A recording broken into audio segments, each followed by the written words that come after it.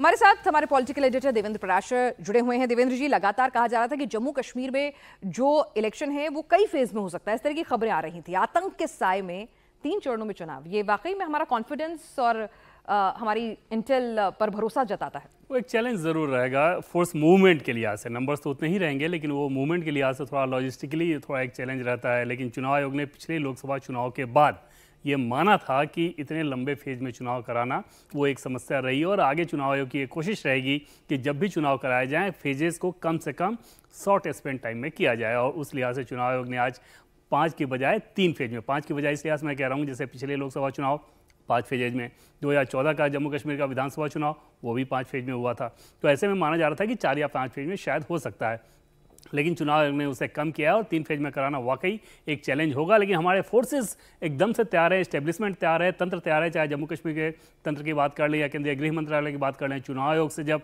गृह सचिव की मुलाकात हुई थी तो उसमें 2 चीज़ें पूछा था चुनाव आयोग ने। पहली बात तो ये कि पूरी चुनाव की प्रक्रिया ठीक तरीके से संपन्न हो, उसके लिए जो सुरक्षा चाहिए वो मुहैया कराया जाए। मतलब ये कि मतदान केंद्र, काउंटिंग सेंटर जहां रखा जाता है, इन सारी चीज़ों को लेकर। दूसरा, जो इंडिविजुअल कैंडिडेट्स हैं उनकी सुरक्षा के लिए क्या उतने सुरक्षा बल मुहैया कराए जा सकते हैं। गृह सचिव ने दोनों ही बारे में ठोस एश्योरेंस दिया था। उसके बाद चुनाव आयोग ने यह फैसला किया कि 3 फेज में ही चुनाव कराया जाए।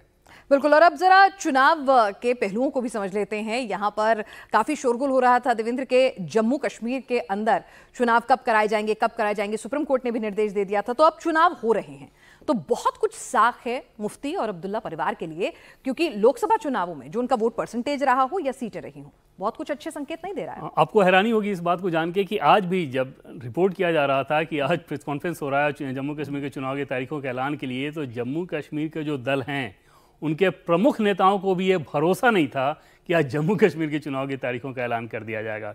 वो लगातार इस बात को कहते रहे कि नहीं, ऐसा लग नहीं रहा है, दूसरे राज्य के होंगे, जम्मू कश्मीर का नहीं होगा।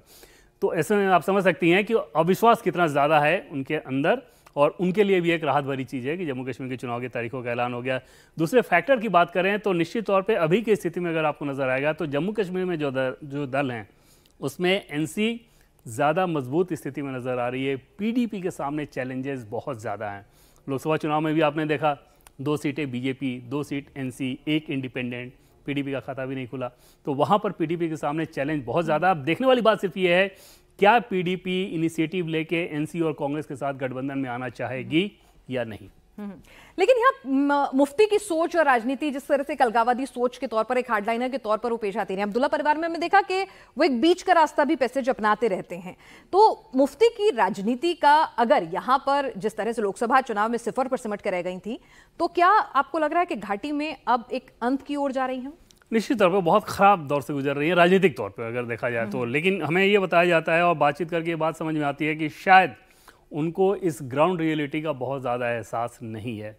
जो बयान देती हैं और बयानों से जैसा सुर्खियाँ वो बटोरती हैं, निगेटिव बयानों से अगर कहें तो गलत नहीं होगा, उसके सहारे वो मान के चल लेती हैं कि ग्राउंड पे उनका बहुत ज़्यादा अच्छा असर है। वैसा है नहीं। एनसी की अगर बात करें तो एनसी में बड़े हद तक वो एक कंस्ट्रक्टिव पॉलिटिक्स करते रहे हैं।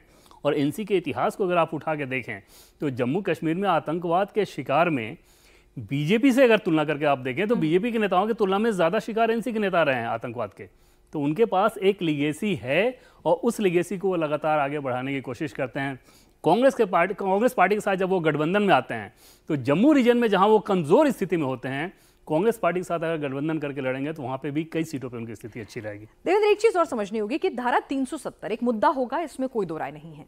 धारा 370 हटने के बाद हमने एक रिकॉर्ड टर्नआउट भी देखा था, तो आवाम कहीं ना कहीं उसके सपोर्ट में था। इसका इस तरह से इंटरप्रिटेशन किया गया। लेकिन उसी दौरान हमने देखा एक ऐसा शख्स चुनाव जीत जाता है जो जेल में बंद होता है, अलगाववादी सोच रखता है, और अब्दुल्ला चुनाव हार जाते हैं, उमर अब्दुल्ला। अब फिलहाल इसमें अगर देखें तो जम्मू कश्मीर के लोग धारा 370, वैली के लोग खासतौर पे धारा 370 को लेके जो उनका इमोशन था वो रहेगा, और वो अगर ख़त्म हो जाए, ये बात बहुत मानने वाली बात नहीं है। उसको दूर किया जाए या ख़त्म किया जाए या भुला दिया जाए, वो सिर्फ इस लिहाज से कि धारा 370 हटाने के बाद जम्मू कश्मीर प्रशासन ने जिस प्रकार लोगों की बेहतरी के लिए काम किया, केंद्र सरकार की योजनाएं जितना इफेक्टिवली लग गई, केंद्र सरकार की बहुत सारी सुविधाएं ऐसी थी जो कि जम्मू कश्मीर में लागू नहीं हो पाती थी, उन सारी चीज़ों के मार्फत आप ये बता पाते हैं कि शासन का ये जो विकल्प है वो ज़्यादा बेहतर है। और जो वोटर टर्नआउट हुआ वो उसी भरोसे की वजह से हुआ।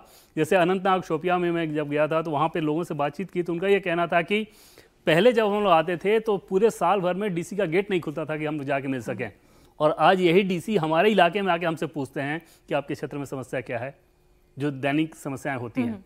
तो वैसे में सिस्टम पे आपका भरोसा बढ़ा है और उस भरोसे की निशानी है वोटर चलिए, और उस भरोसे का इंटरप्रिटेशन क्या, जो जम्मू और कश्मीर का जो डिवाइड है, क्या वो कहीं कुछ हद तक कहीं उसमें कुछ कमी आएगी या वो साफ तौर पर दिखेगा? और जो परिसमन के बाद जो सीटों में इजाफा हुआ है, तो क्या वो एडवांटेज बीजेपी, जिस तरह के आरोप लगते रहे हैं, क्या वो होगा?